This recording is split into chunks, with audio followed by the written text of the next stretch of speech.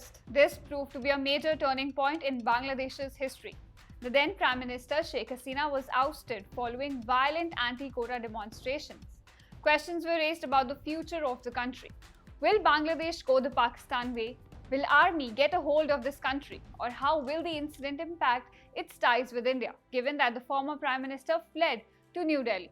While one does not have conclusive answers for these questions yet, one can certainly say that Dhaka's ties with Islamabad have been impacted under Mohammad Yunus, the head of the country's interim government. Now, Bangladesh has been cozying up to Pakistan, whether it's economic cooperation or defense ties. In fact, the two countries also seem to be emerging out of the shadow of 1971 war. Now, this has got a lot to do with the ouster of Sheikh Hasina. As for her, seeking justice for the atrocities committed during the 1971 war was important. It was central to her political ideology. And when we talk about the war, Pakistan's army committed unimaginable atrocities during that period. Around 3 million people were killed, thousands were tortured and raped, and millions fled their homes. For so long, this has dictated the narrative about Pakistan in Bangladesh. Sheikh Hasina has taken steps to punish war criminals. She even banned the historically pro-Pakistan Jamaat-e-Islami, whose ban has now been uplifted. Now, she built closer ties with India given the country's support for Mukti Bahini movement during the War of Liberation.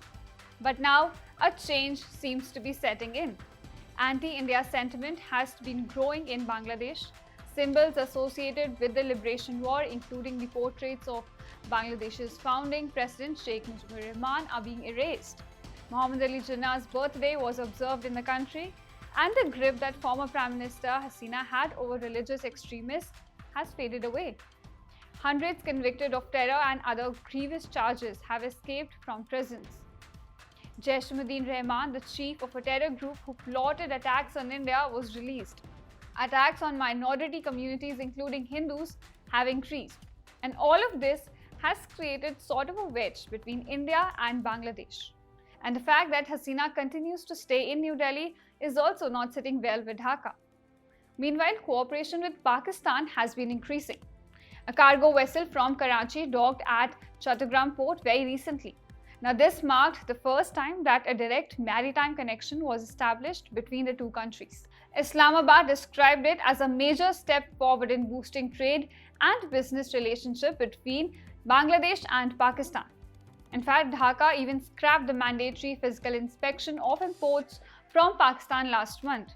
Now, this step marks a major U-turn from Sheikh Hasina's policy, who had imposed severe tariff and non-tariff barriers on Pakistan.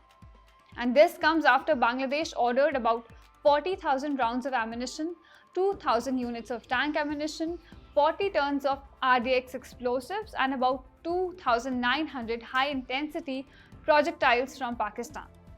This marks a potential shift in Bangladesh's military alliances. Now, these developments are in line with Yunus's thought process, who had expressed his desire to deepen ties with Pakistan when he met Shehbaz Sharif on the sidelines of UNGA summit.